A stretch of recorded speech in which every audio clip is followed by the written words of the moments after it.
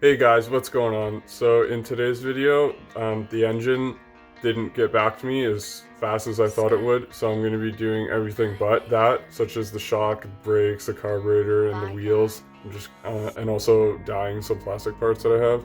So we're going to get that all finished in today's video, and then hopefully next week I will have a video up on me finishing the engine, and then the video after that we'll be assembling the entire bike and starting it for you guys. So let's get to today's stuff.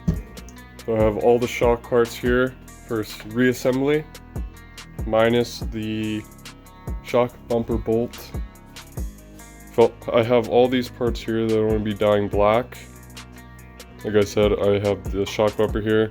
It's reusable, there's no cracks or anything, it's just kind of ugly.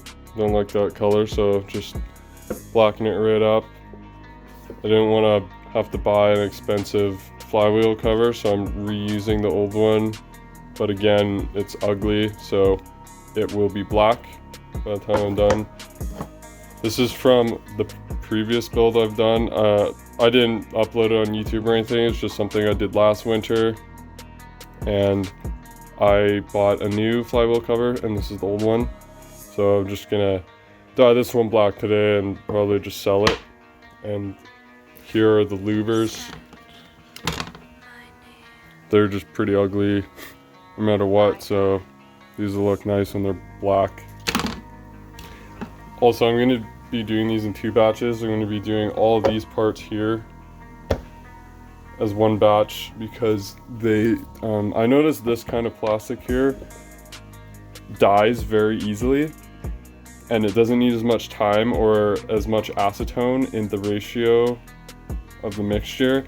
But I noticed this kind of plastic needs much more time, and you have to be more aggressive with how rich the ratio is with acetone. So the type of dye that I like to use is the synthetic RIT fiber dye. So you just mix it with acetone and alcohol. I can't remember if there's alcohol in it. I need to double check the ingredients. But anyway, take this stuff and just put it over stovetop. Leave it for like 30 minutes. Make sure it's outside or in a well-ventilated shop. Otherwise, that's not good for you. So I ended up mixing a 9% ratio to 1 cup of water with acetone and a 12% ratio with the dye. So you're gonna want to get the solution to around 200 degrees. Obviously mine's just starting, but I'm gonna keep it around 200 degrees Fahrenheit. Just stir it around and just make sure your plastic doesn't melt, and just check on it every now and then. Here's the final results of the dyeing of the plastic parts.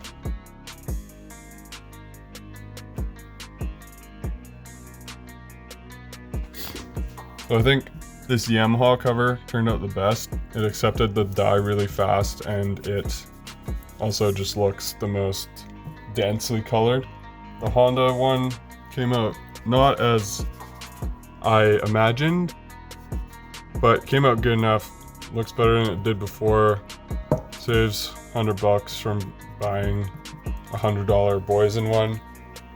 And the brake line holders came out pretty nice as well. They didn't accept the dye right away, but I probably soaked them for 70 hours, and then it came out the way I wanted. Same with the louvers. They didn't accept the dye right away. They still don't look perfect, but it saves $60 from buying nicer looking ones. These will get the job done, as they aren't broken or anything. They just look pretty gross, and now they just look a little less gross. I gave up on this because after an hour it wasn't really accepting the dye, and I didn't want to like make it look bad and blotchy, so I just took it out and just aborted on this one. So it doesn't look bad. It's a brand new part, obviously. I prefer it would be black, but it looks good enough.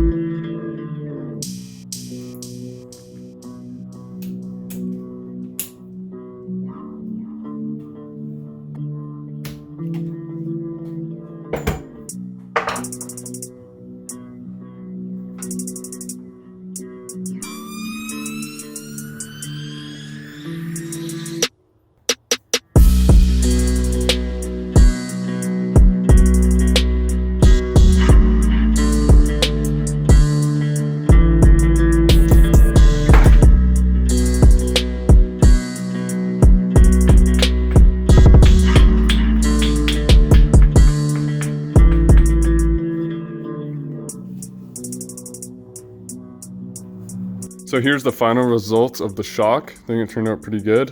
Has the new seal head in it.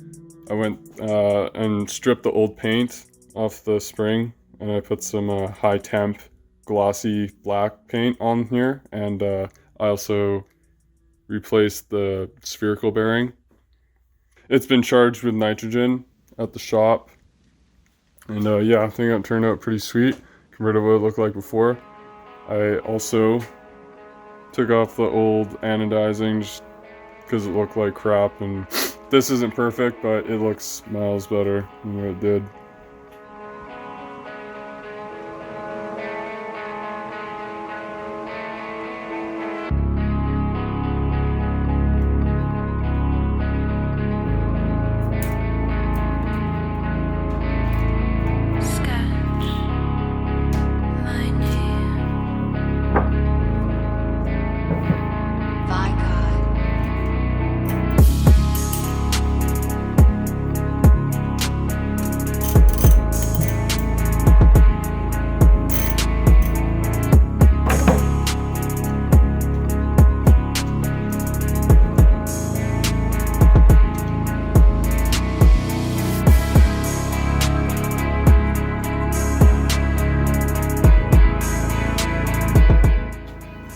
So as I was cleaning this carb, I noticed that this isn't the stock 2001 CR carb. It's actually a better carb, so it's kind of a nice surprise.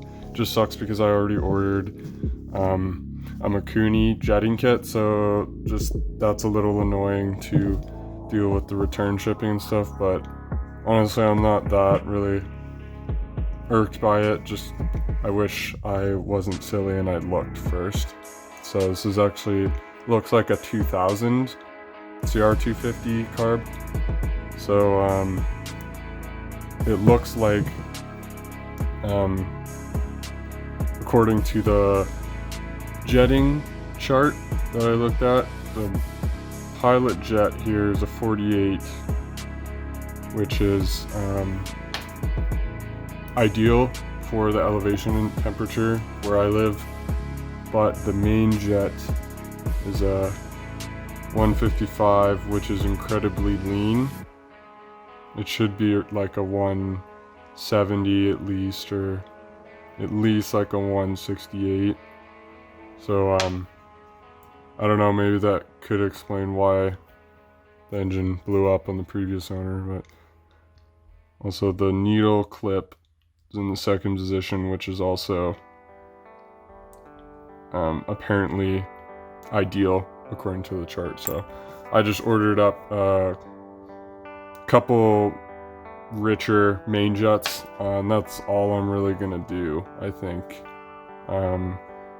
Yeah, so gotta return the other jetting kit and just deal with this one now. So to get the car clean, I just mixed half water and half lemon juice and brought it to a boil on the stovetop and just let it sit for 20 minutes, and then I'm gonna brush it off and rinse it. So this is the carburetor after cleaning it. I'm pretty happy with the result. I did not throw the old jets back in. I'm just gonna wait for the new ones to come in the mail. So probably in the next video I'll get those in.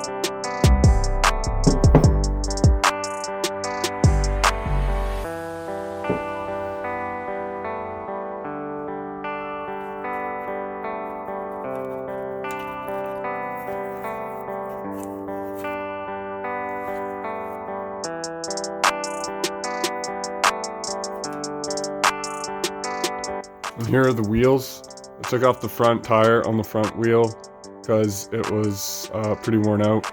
I'm gonna throw a newer one on there. And I just went through and cleaned them with Dawn dish soap. The rear tire looks pretty good, still has chalk on it. It does probably could use new bearings, so I am going to replace those, but the front ones are fine. They actually look to be pretty fresh. I'm waiting to pick up a 1/2 inch impact driver to get these nuts out. They're pretty stuck in there as my little 1/4 inch just doesn't have enough juice. In the next video, I'll have these tuned up and ready to go, throw on the bike. Also, I got the new forks in the mail. I ended up ordering off eBay. I couldn't find any here. Locally, I had a few people offering, but as Facebook and Kijiji goes, it always fell through, so I just want to get the bike done. I found a pretty good deal on some CR150R forks here in Canada, so I didn't get totally boned on the shipping. They already have new oil and seals in them, so all I have to do is just plug and play. Simple as that. Don't forget to subscribe if you want to see the end of this build. It'll probably be done in the next 2 or 3 weeks, hopefully. I initially bought this as a winter project, but I underestimated my abilities, how fast I would get this done, so it looks like I'll actually be done this before the winter ends, so that's kind of cool. Yeah, so like, comment, subscribe if you liked the video. Thank you for watching, and hopefully I'll see you in the next video.